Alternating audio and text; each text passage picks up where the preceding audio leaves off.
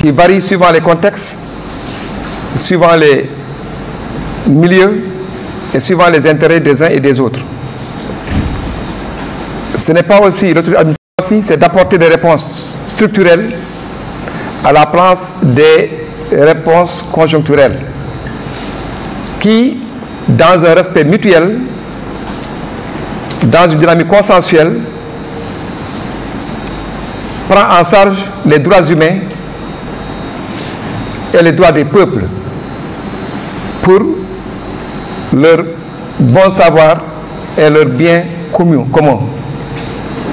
C'est dans ce sens donc que nous pensons que ce que nous allons faire et ce que nous allons dire, ce sera un prétexte pour poser un débat, mais c'est dans le choc des idées que jaillira la lumière. Et je suis persuadé que l'exercice que je suis en train de m'efforcer de faire, il y a d'aucuns qui sont dans la salle, peut-être qui en connaissent mieux que moi, par rapport à leur vécu ou leur expérience de tous les jours. C'est dans ce sens donc, quand on dit la France-Afrique, point d'interrogation, c'est une question, même si on la pose, on se la pose tous les jours. Même si on ne pose pas cette question, on se la pose tous les jours. Ceci est lié aux relations séculaires qui ont toujours existé entre le Sénégal et la France, qui ont été les premiers et sur lesquels notre administration globalement est basée dans un temps donné de l'histoire et qui aujourd'hui rencontrent des difficultés ou bien des incompréhensions ou bien des impondérances qui doivent interpeller la jeune génération et interpeller aussi les métropoles à comprendre aujourd'hui ce qui se passe et de ne pas persister à vouloir penser que nous devons insister et persister dans la même dynamique. La réponse à ces questions profitera et à l'Afrique, profitera et aussi à la France, qui est un allié traditionnel et un partenaire technique et financier de la plupart des pays africains et particulièrement de l'Afrique subsaharienne. Donc, pour m'efforcer donc de prendre cette question en charge, nous allons partir sur trois points principalement, sur deux points principalement. D'abord, l'implication de la France dans la gestion des crises africaines. Et ici, nous essaierons de voir les préoccupations des pouvoirs publics par rapport à ces crises. L'opportunité aussi de la présence française en Afrique sera aussi évoquée. D'une part, le rôle que la France joue dans les crises, et d'autre part, par rapport à ce point, l'opportunité de sa présence, effectivement, dans notre continent. Après ce sous-point, donc, nous efforcerons encore de parler du maintien de la présence militaire française en Afrique et les limites que cela requiert. À côté de ce point, nous allons développer une nouvelle relation aux décideurs français, africains. Nous allons essayer de montrer que l'Afrique est un continent jeune. Nous allons aussi essayer de démontrer que l'Afrique est un continent d'avenir. L'Afrique aux Africains, la France au soutien. Et le dernier sous-point de ce point sera la dépendance française face à l'Afrique. Le deuxième et dernier point que nous allons évoquer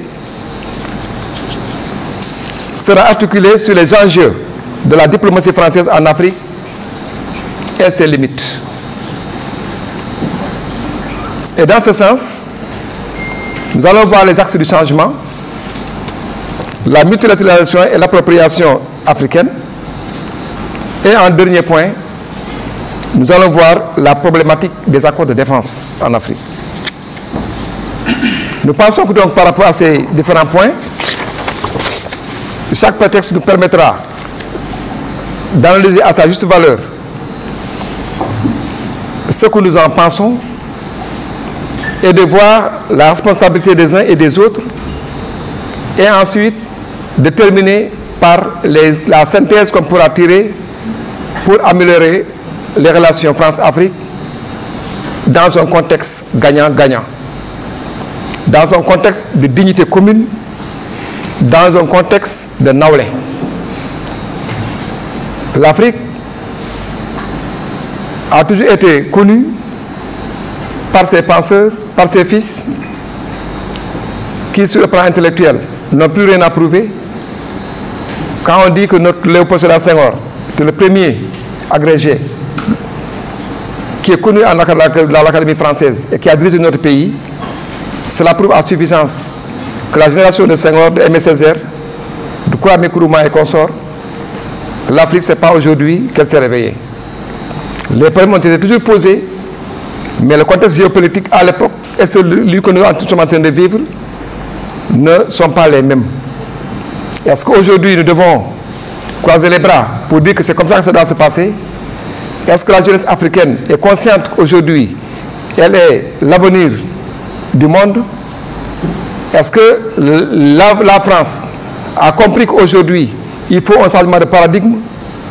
Je crois que ceci permettra à tout un chacun de comprendre effectivement les enjeux du monde actuel, qui est devenu un monde virtuel, qui est devenu un monde unipolaire.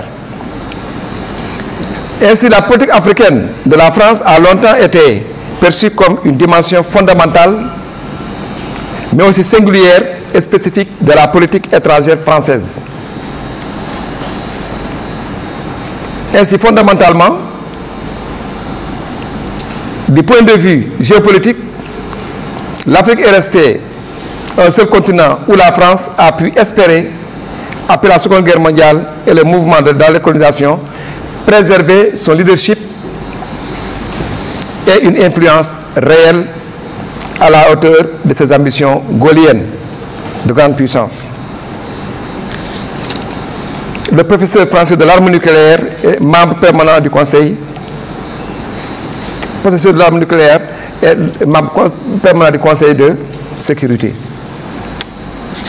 C'est dire que l'histoire de la France et de l'Afrique ont toujours profité effectivement à la France. L'Afrique a été un continent de qui par ses enfants, par ses fils, de qui par ses moyens, ses ressources, a aidé la France à se positionner au niveau mondial. La relation entre la France et l'Afrique ainsi résulte d'évolutions délicates et débattues depuis des dizaines d'années entre normalisation, retrait, engagement et réengagement. Les partisans de normalisation de la relation au continent africain auraient finalement triomphé. Ce discours sur la normalisation se cristallise sur la fin de la France-Afrique. Il est vrai que le lien historique maintenu est difficile à faire disparaître par enchantement, mais une transformation structurelle basée sur une coopération à double sens est devenue une nécessité impérieuse pour le maintien et la pérennité de cette relation. C'est dire que cette relation, telle que connue, doit avoir une mutation, et cette mutation ne passera que par l'évaluation du système de relations qui ont existé et de voir les urgences pour l'Afrique et les possibilités et les bons que l'Afrique a fait pour aujourd'hui se prendre en charge. Et ce bon, c'est plus une prise de conscience des élites africaines et une prise de conscience de la jeunesse africaine. Il est vrai que les liens historiques sont maintenus et difficiles à faire disparaître par enchantement, comme je le disais.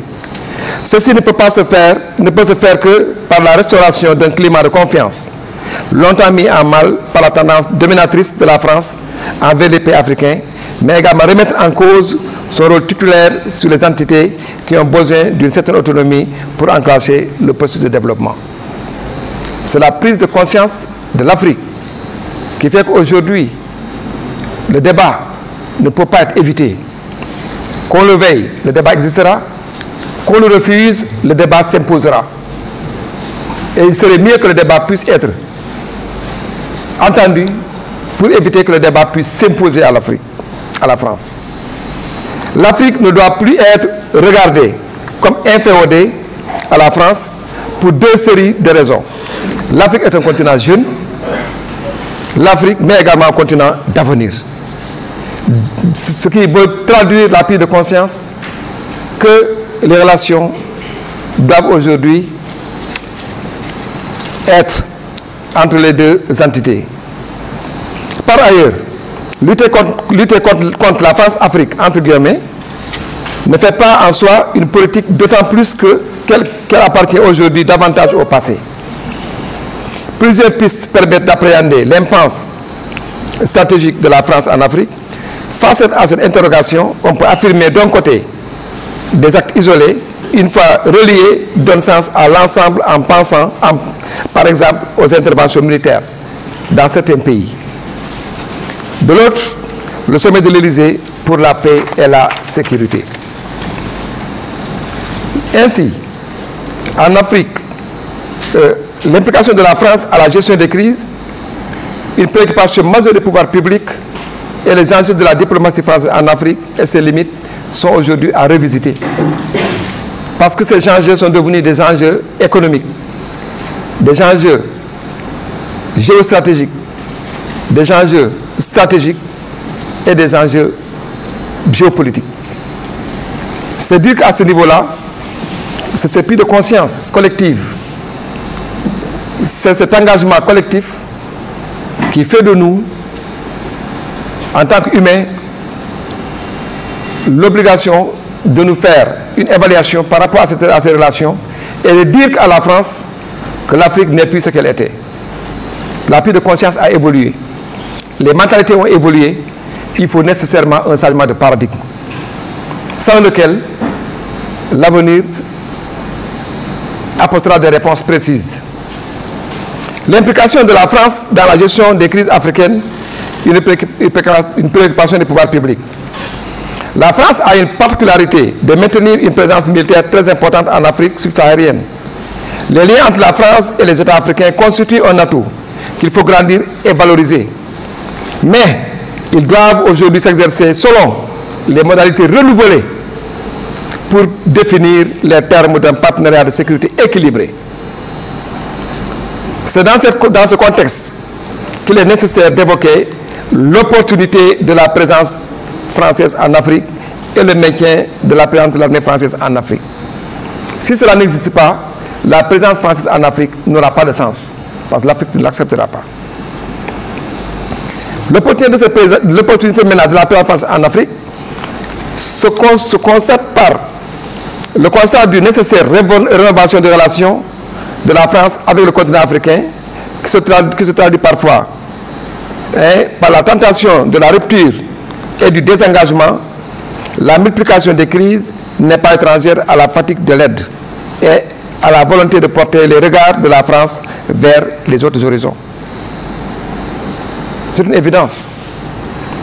D'aucuns considèrent que ce désengagement n'est non seulement pas possible tant que l'Afrique est un étranger proche, entre guillemets, mais il n'est pas non plus souhaitable car les liens qui unissent la France et l'Afrique ne sont pas l'héritage d'un passé devenu trop lourd à porter.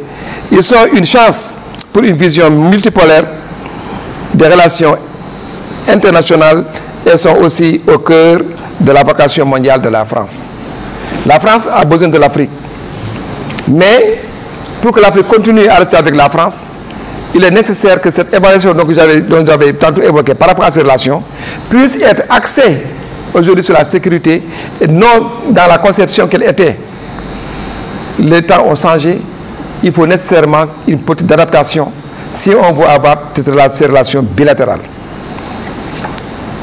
C'est ainsi que nous devons comprendre que la France, encouragée en outre par des partenaires franco-africains innovants, est aussi porteur.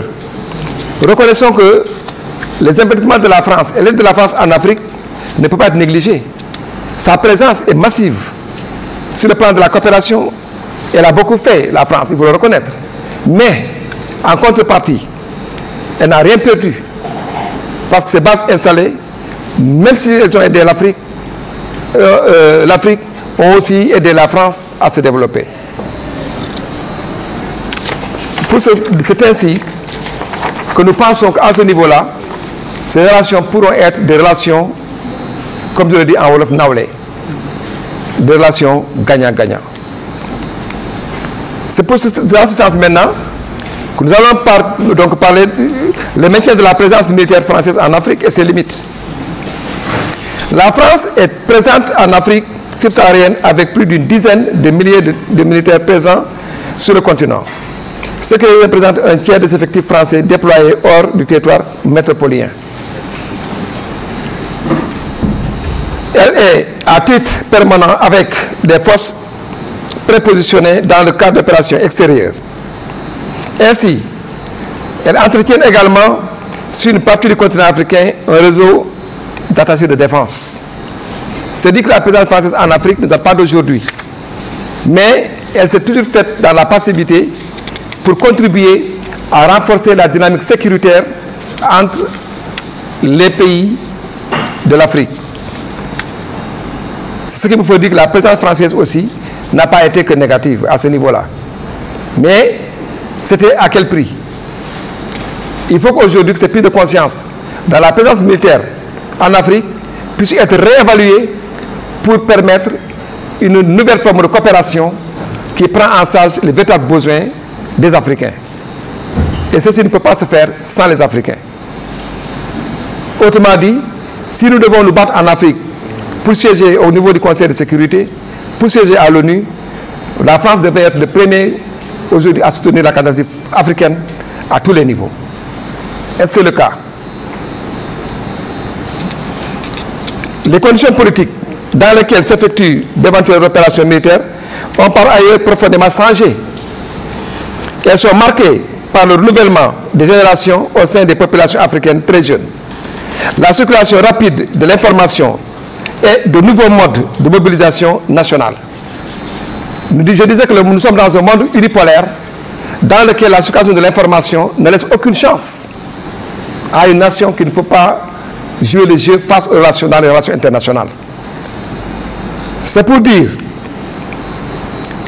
cela traduit souvent en cas de crise par le rejet massif des interventions extérieures et singulièrement occidentales perçues comme des instruments d'une nouvelle colonisation, entre guillemets. Donc ces interventions qui sont basées effectivement dans ces relations internationales doivent être perçues dans les résultats. Quand je le dis, nous prenons par exemple au niveau de la sous-région, quand on dit que nous luttons contre le terrorisme, avec un nombre de 54 000 hommes équipés au niveau du Sahel, contre seulement 8 000 terroristes, qu'on n'arrive pas à mettre par état de nuire, cela pose un problème dans le mandat. Est-ce que c'est un problème de nombre? Non. Est-ce que c'est un problème d'armement? Non. Mais un problème de mandat. Le mandat de la présence de ces forces, tel que conçu par ces derniers, n'est pas aujourd'hui au bénéfice qui peut permettre de renforcer la sécurité au niveau, par exemple, du G5 Sahel. Quel a été le résultat? C'est la naissance de ce sentiment anti-français. Parce que quand quelqu'un se sent pris en sécurité, il cherche sa sécurité. Et j'ai l'habitude de dire que l'absence de sécurité n'est pas forcément signe de sécurité. Mais la sécurité telle que définie, ce n'est pas l'absence de conflit, mais la capacité de le gérer. Sans cela, cela peut poser effectivement un certain nombre de problèmes. Politiquement et militairement, la France reste dimensionnée pour jouer un rôle important en Afrique, à laquelle la rattache des liens historiques et économiques, pas toujours glorieux, mais encore actifs.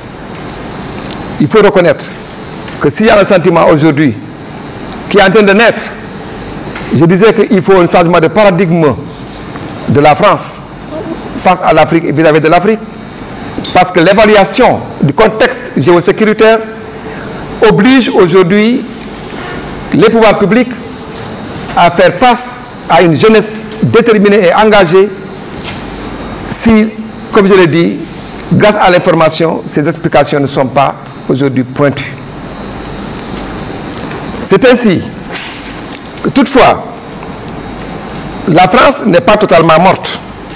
Mais François Hollande avait bien pris garde, depuis son élection, de conserver une voie étroite limitant l'ingérence sans pouvoir couper avec l'héritage du précaré.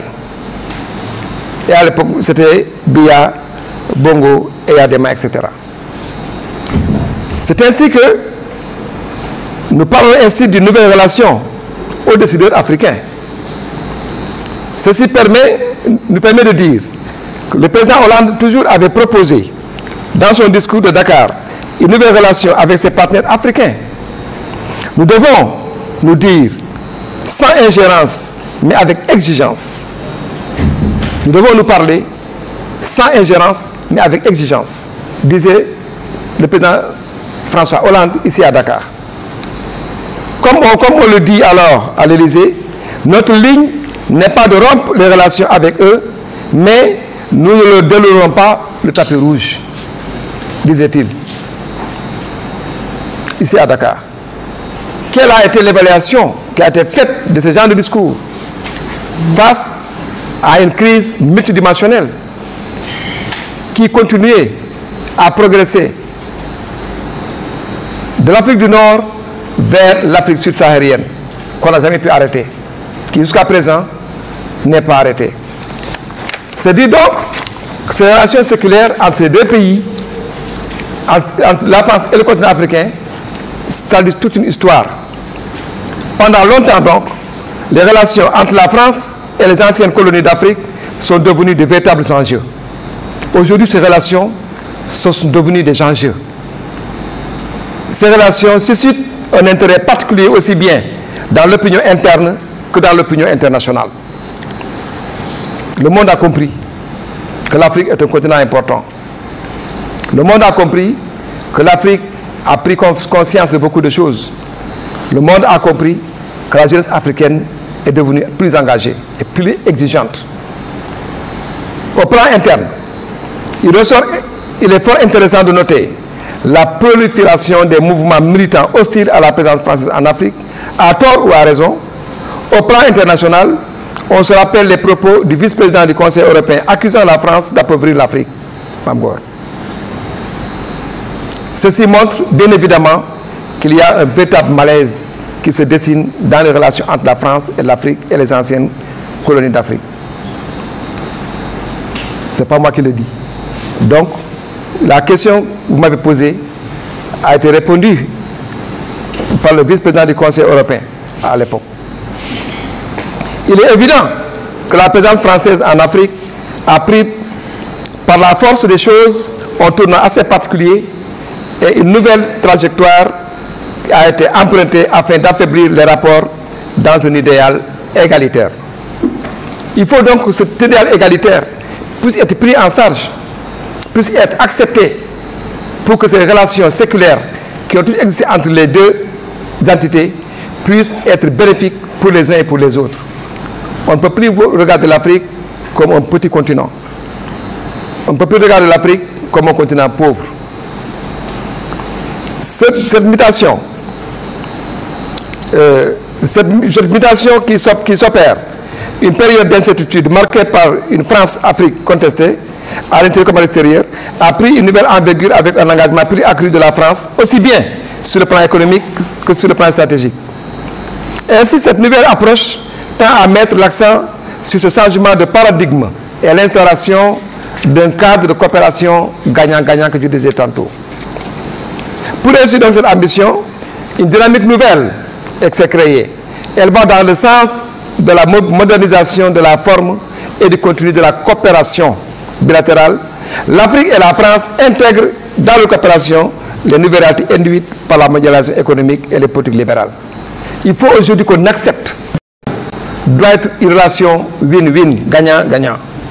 Ça ne peut plus être une relation basée sur les calculs à géométrie variable dans un contexte où l'Afrique possède les richesses, dans un contexte où l'Afrique possède le continent le plus jeune, dans un contexte où il y a une prise de conscience individuelle et collective et de l'élite africaine et de la jeunesse africaine. Bien. Pour réussir donc cette ambition, une dynamique nouvelle s'est créée. et va dans le sens de la modernisation de la forme du contenu de coopération bilatérale. Alors, je disais donc, il est vrai que les liens historiques sont maintenus et difficiles à faire disparaître par enchantement. Mais une transformation structurelle basée sur une coopération double est devenue une nécessité impérieuse pour le maintien et la pérennité de ces relations. Ainsi, on peut se faire, ceci ne peut se faire que par la restauration d'un climat de confiance longtemps mis à mal par la tendance dominatrice de la France envers des pays africains, mais également remettre en cause son rôle titulaire sur les entités qui ont besoin d'une certaine autonomie pour enclencher un processus de développement. L'Afrique ne doit plus être regardée comme inféodée à la France pour deux séries de raisons. L'Afrique est un continent jeune, mais également l'Afrique est un continent d'avenir. L'Afrique est un continent jeune. Un continent jeune du point de vue démographique. La population africaine est la plus jeune de la planète. Les moins de 25 ans représentent un peu plus de 62% de la population. La tendance actuelle laisse présager que le nombre va doubler d'ici 2045. Et ceci nous permet de savoir que nous pouvons, si nous voulons et si nous nous décidons. En effet, les efforts de la scolarisation sont relevés insuffisants ou parfois inefficaces. Ajouté à l'absence de la qualification professionnelle, cette situation est de nature à poser une façon accrue problématique de l'employabilité des jeunes. Une forte pression sociale de cette masse de jeunes est un facteur de désordre, avec le lot de revendications et de pression sur les autorités gouvernementales pour résorber, entre autres, le chômage massif. Cette jeunesse est souvent encline, faute d'alternatives viables, à se radicaliser et à rejoindre parfois des groupes armés dans une sphère géographique qui est une zone de prédilection de la circulation des armes et de la drogue.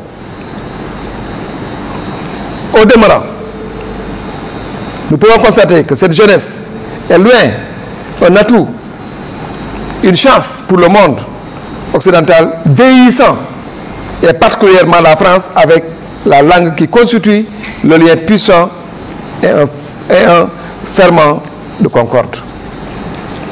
L'Afrique est en train d'exporter son bien le plus précieux, sa jeunesse, vers des cieux les plus cléments ou vers un avenir plus prometteur. Cette seigneur de l'intelligentsia se fait au profit des pays occidentaux, au premier rang desquels se trouve la France. Qui parmi nous n'enseigne pas en France? À part d'avoir été étudié, les gens, on revient pour aller enseigner là-bas. Et ils sont combien en Afrique à aller enseigner dans les universités françaises? La gestion donc de la pandémie de la Covid-19 est une emblématique qui a coûté qui a donc quotité d'importants acteurs dans le système médical issus des pays africains qui servent la France. Et la France ne se prive pas de favoriser, voire faciliter l'insertion des jeunes talents pour exercer dans les desserts médicaux, tels que les villes et consorts. On a vu que pendant la Covid, combien d'Africains ont été dans les sphères françaises, dans le cadre de la recherche de solutions, parce que le monde était à genoux. Et nous avons vu que le rôle que l'Afrique a joué dans la Covid. Et pourtant, quand la Covid démarrait, l'Afrique était considérée comme un continent qui va disparaître de la diaspora. Est-ce que ça a été le cas? Ça montre à suffisance que la recherche telle que voulue et fournie en Afrique constitue effectivement une réponse qui fait que la prise de conscience est aujourd'hui inévitable. L'Afrique est un continent d'avenir. Le continent africain rime toujours avec désolation. Du moins, c'est ce que révèlent les médias occidentaux. L'Afrique, avec son lot d'instabilité politique, par des coups d'État récurrents, par la volonté inlassable de ses dirigeants de se maintenir au pouvoir, et le plus souvent avec la bénédiction de la France, pose un problème par rapport à la stabilité géographique, géopolitique et politique. Cette situation que nous vivons, dans laquelle les institutions ne sont plus stables, constitue le premier frein au moment où d'autres réfléchissent pour essayer d'accroître l'autre position par rapport au monde. Quel rôle donc ont-ils joué par rapport à cela? C'est ce sentiment qui est en train de naître, qui crée un refus et un rejet.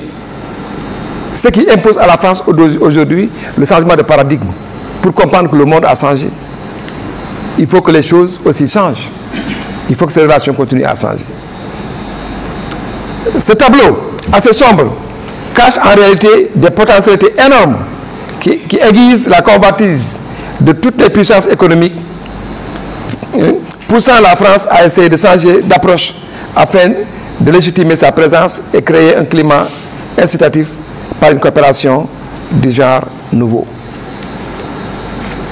Ce début de prise de conscience est aujourd'hui acté. Mais ce n'est pas qu'il doit être acté, mais il doit être mis en œuvre dans le respect de l'Afrique, dans le respect de la jeunesse africaine et dans le respect de l'élite africaine. Et ça ne passera que par la stabilité, ça ne passera que par une coopération sincère et par des relations bilatérales, effectivement, basées sur l'égalité et un système égalitaire. Ainsi, l'influence également économique, les plus grandes entreprises interviennent de façon transversale à travers le continent, ce sont des Français. Les plus grandes entreprises que vous voyez en Afrique sont des entreprises françaises. Ça, on ne peut pas le nier. C'est-à-dire que l'Afrique a toujours donné l'opportunité à la France de pouvoir investir.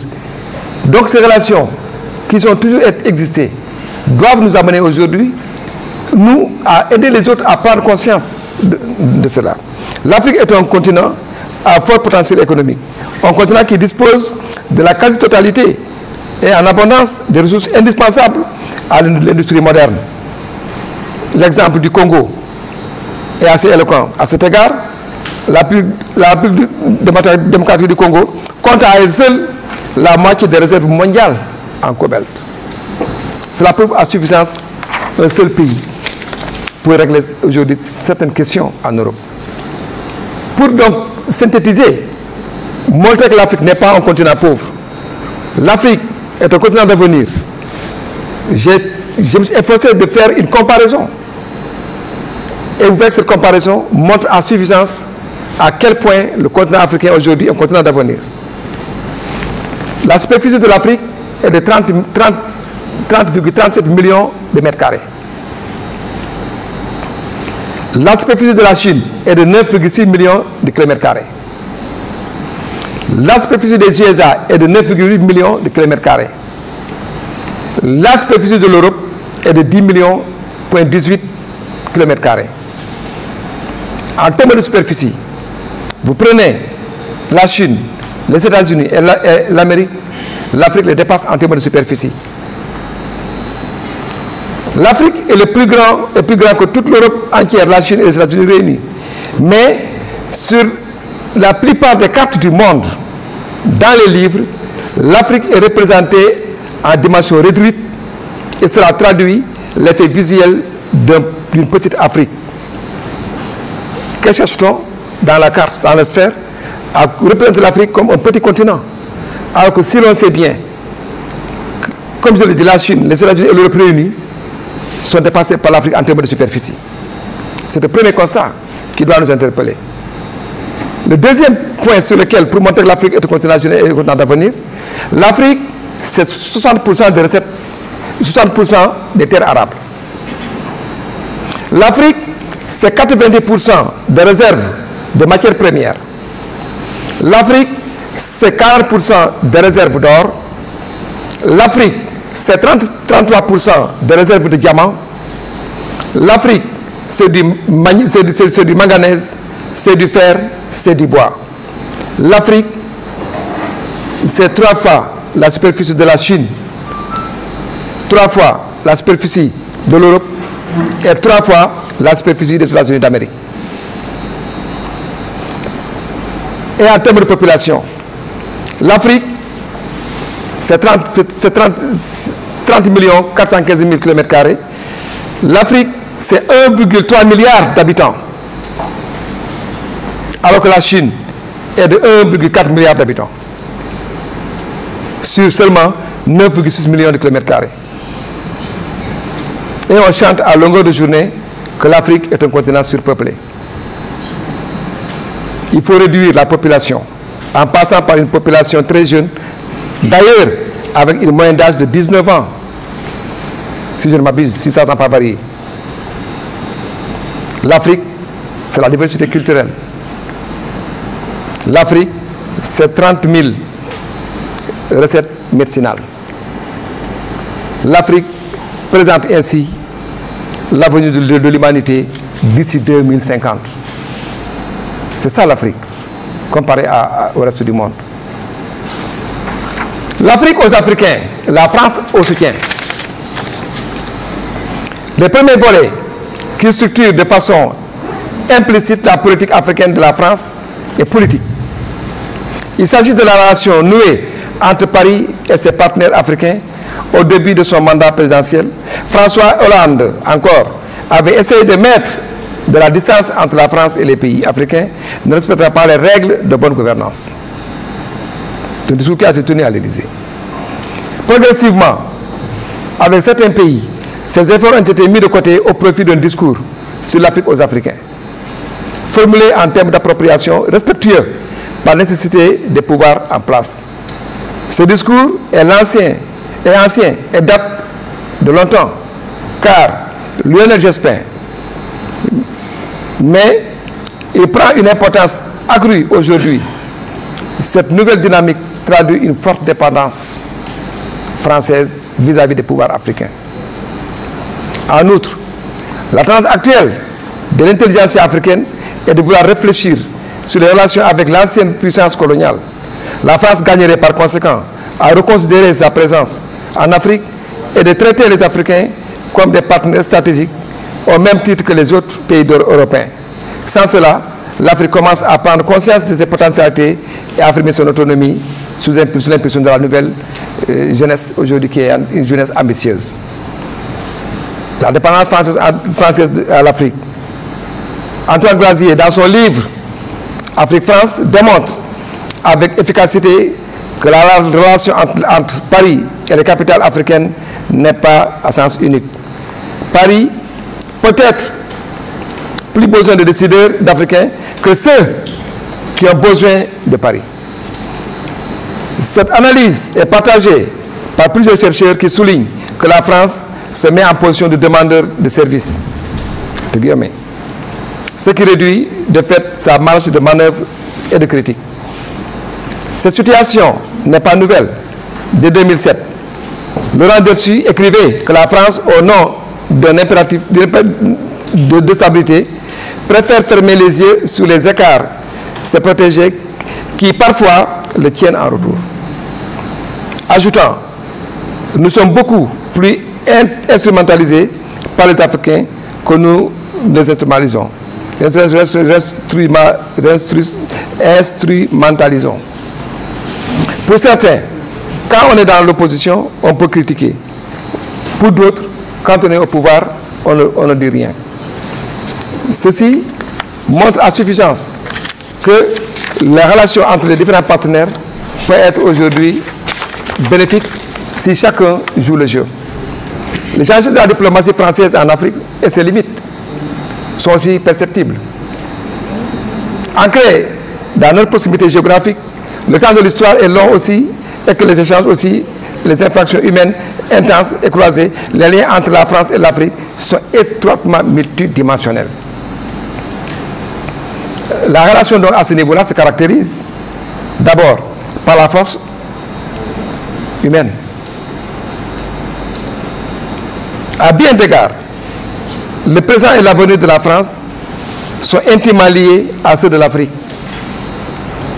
La prospérité et la sécurité des pays africains conditionnent aujourd'hui largement celle de la France pour plusieurs raisons. En matière de sécurité et de lutte contre le terrorisme, les défis sont communs et rendent illusoire un engagement et une vigilance qui ne s'étendraient pas aux pays africains. La paix et la sécurité du continent déterminent également la stabilité. C'est le sens notamment de l'action de la France au Sahel. En dépit d'une réelle hétérogénéité, l'Afrique est aujourd'hui une zone très forte de croissance économique et qui restera dans les décennies à venir lorsqu'elle sortira indemne de ces calamités comme la pandémie, comme les guerres, comme les coups d'État, etc., etc. Les axes du changement la multilatéralisation et l'appropriation africaine sont aussi à prendre en compte dans ces dimensions-là. Dans son livre Modern Times, l'historien britannique Paul Johnson rappelle que déjà en 1957, François Mitterrand déclarait « Sans l'Afrique, la France n'aura pas d'histoire au XXIe siècle ». Du côté donc, dans un remarquable livre consacré à la diplomatie franco-britannique au Cameroun au milieu du XXe siècle, l'historien donc Mélanie Thoran confirme que les relations avec l'ex-France, l'ex-Afrique française, faisaient partie intégrante de la grandeur française, telle que conçue par De Gaulle. Mais on peut montrer jusqu'au Conseil, n'est-ce pas, qui ont été effectivement donnés, la diplomatie et l'homme politique français ne peuvent pas s'épanouir sans que l'Afrique ne l'accepte. Les bases d'une coopération militaire donc et les nouvelles conditions d'intervention française ont été redéfinies selon les axes de développement de capacités africaines, le multilatéralisme et les orientations régionales beaucoup plus larges. Ce partenariat donc renforcé avec l'Afrique du Sud conjugue pour la France l'impératif de poursuivre son engagement historique en Afrique et la nécessité de travailler les pays dits émergents, dont la place dans l'économie mondiale et sur la scène internationale, et ce sera décisif. À propos donc de certains conflits que la France aujourd'hui a eu avec l'Afrique, elle a été surtout basée sur aujourd'hui un sentiment de rejet, parce qu'un sentiment de passivité, un sentiment d'exploitation, un sentiment d'ignorance, un sentiment de faiblesse et d'engagement qui a amené effectivement une certaine entité, une certaine élite africaine à dire non, nous voulons les autres, parce qu'on ne se sent pas, on ne sent pas la coopération. C'est ainsi que se pose la problématique des accords de défense. Après les indépendances, la France a signé des accords de coopération militaire et de défense avec 15 États africains. Elle est aujourd'hui liée à ce titre par beaucoup d'engagements dans le domaine de la défense. La terminologie de ces accords donc est variable. Les accords de défense impliquent une garantie française en cas d'agression. Les types de mise en œuvre peuvent être envisagés, les rétablissements de la situation interne, la résistance au mouvement de rébellion soutenu par l'extérieur ou la défense contre l'agresseur politique. Parallèlement donc, la France est engagée par les accords d'assistance militaire technique en Afrique. Mais ce qu'il faut prendre en compte aujourd'hui, c'est cette situation. Est-ce qu'elle a répondu effectivement aux besoins de sécurité dans les pays africains? Est-ce qu'elle a répondu positivement aux besoins de sécurité dans les pays subsahariens? Qu'est-ce qui a engendré ce sentiment de rejet? Qu'est-ce qui a engendré ce sentiment de frustration? C'est là où se trouve la question.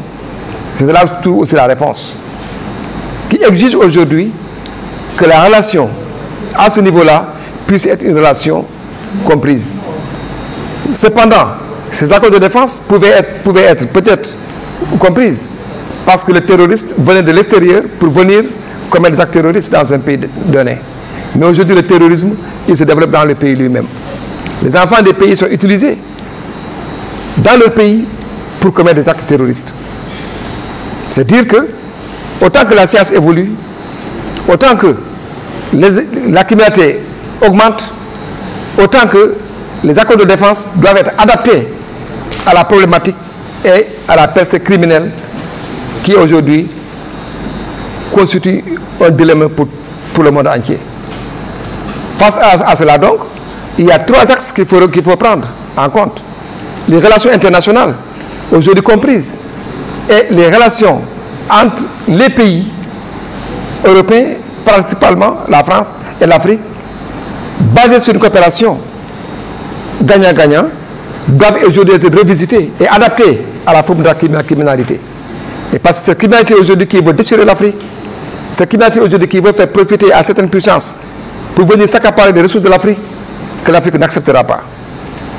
Si ça continue ainsi, nous irons vers une recomposition mondiale. Et il fallait s'y attendre après la Covid. La géopolitique impose aujourd'hui au nouveau ordre mondial. Et si on ne se lève pas tôt, nous ne pourrons pas protéger ces rapports séculaires qui ont toujours existé entre la France et l'Afrique. L'Afrique a la richesse, l'Afrique a la jeunesse, l'Afrique a le climat, mais que gagne l'Afrique par rapport à cela? Et pour paraphraser son Excellence le Président de la République, quand on a parlé de la pollution au niveau mondial, il disait que l'Afrique n'a que 4% de la pollution au niveau mondial. Comment peut-on donc penser que nous devons réduire nos consommations aux effets de serre pour dire que l'Afrique produit beaucoup de déchets? Dans quel sens? Et voilà un esprit que tout un chacun doit s'approprier aujourd'hui pour comprendre que cette dynamique nécessite obligatoirement une révision des textes tant au niveau bilatéral qu'au niveau multilatéral. La montée de la criminalité n'est plus concorde aujourd'hui au droit international.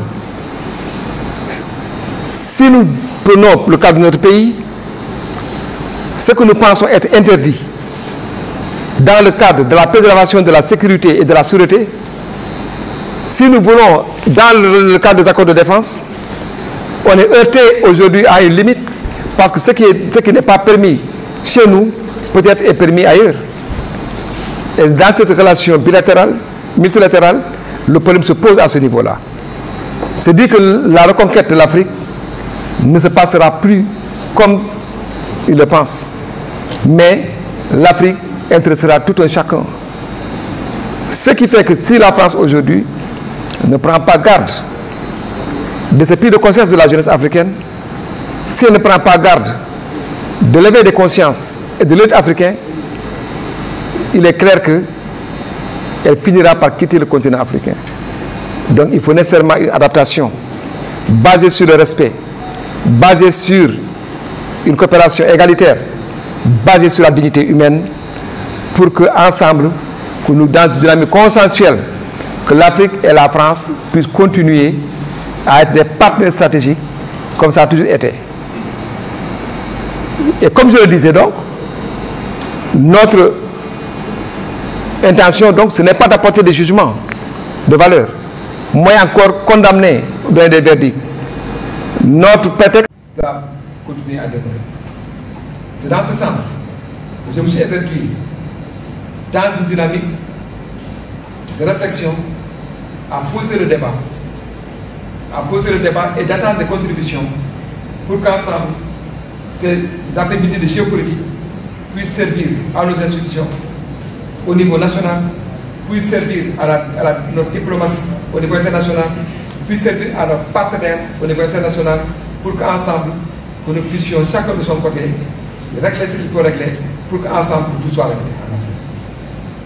Voilà l'exercice auquel je m'évertue, loin pour moi d'enseigner, je suis pas dans les amphis, loin pour moi de faire du monitoring, mais plutôt pour moi de poser la problématique et c'est qu'ensemble maintenant qu'on va trouver les réponses appropriées.